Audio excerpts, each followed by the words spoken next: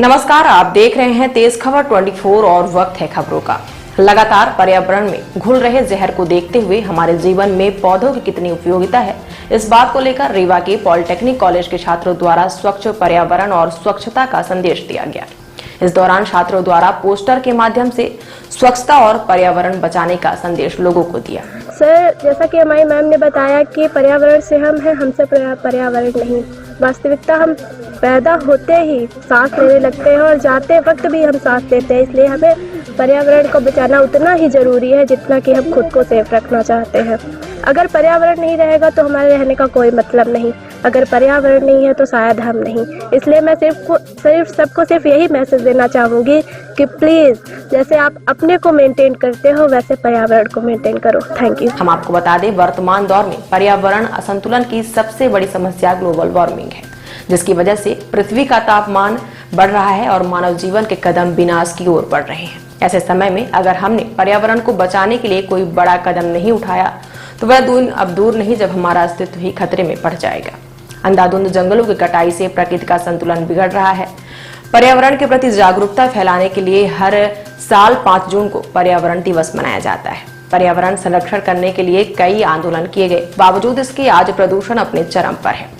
शासकीय polytechnic college के छात्रों ने हाथों में तख्तियां लेकर लोगों को पर्यावरण बचाने का संदेश दिया। उन्होंने पेड़ों के काटने और प्रदूषण की हानियों के बारे में लोगों को बताया और अधिक से अधिक पौधे लगाकर धरती को हरा भरा बनाने की अपील की। प्रत्येक व्यक्ति से कम एक पौधा लगाकर उसका पालन पोषण करने की अपील की गई। छात्रों ने घर घर जाकर लोगों को पर्यावरण बचाने के प्रति जागरूक किया, जिससे कि लोगों में पर्यावरण के प्रति जागरूकता बढ़ने से हमें प्रकृति की रक्षा करने में मदद मिलेगी। साथ ही छात्रों ने कॉलेज में लगे पौधों में पानी भी डाला, जिससे वो हरे भरे रहे। वहीं छात्रों ने तालाब किनारे पड़े पॉलीथीन को उठाकर नष्ट किया और तालाब को पॉलीथीन मुक्त करने का संकल्प लिया। इस दौरान छात्रों के साथ कॉलेज के शिक्षक भी मौजूद रहे। सर, उसका महत्व ये है कि अभी गर्मी का सीज़न चल रहा है और हम देख रहे हैं किस तरह से टेम्परेचर बढ़ रहा है। ये टेम्परेचर सीधे ग्लोबल वार्मिंग, सभी जानते हैं ग्लोबल वार्मिंग, सब तो सभी जानते हैं, लेकिन इसके रीज़न क्या है, क्या इसके क्यों ये ग्लोबल वार्मिंग हो रही है, ये बहुत कम जानते हैं।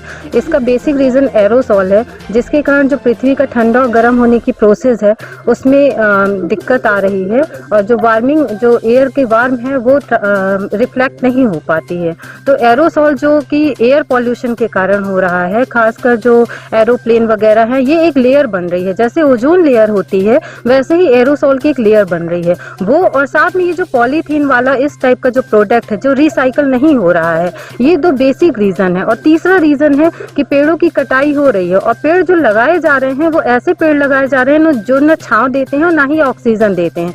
ऑक्सीजन और छांव देने वाले पेड़ बरगद, पीपल, नीम, क्योंकि इनकी लकड़ी हमें अच्छी नहीं लगती, इनका हमें फल अच्छा नहीं लगता, इनसे जो है हमें कोई डायरेक्ट फायदा नहीं है, इसलिए इन पेड़ों को हम ध्यान नहीं दे रहे हैं, जबकि ये जीवन दायिनी पेड़ हैं। इसीलिए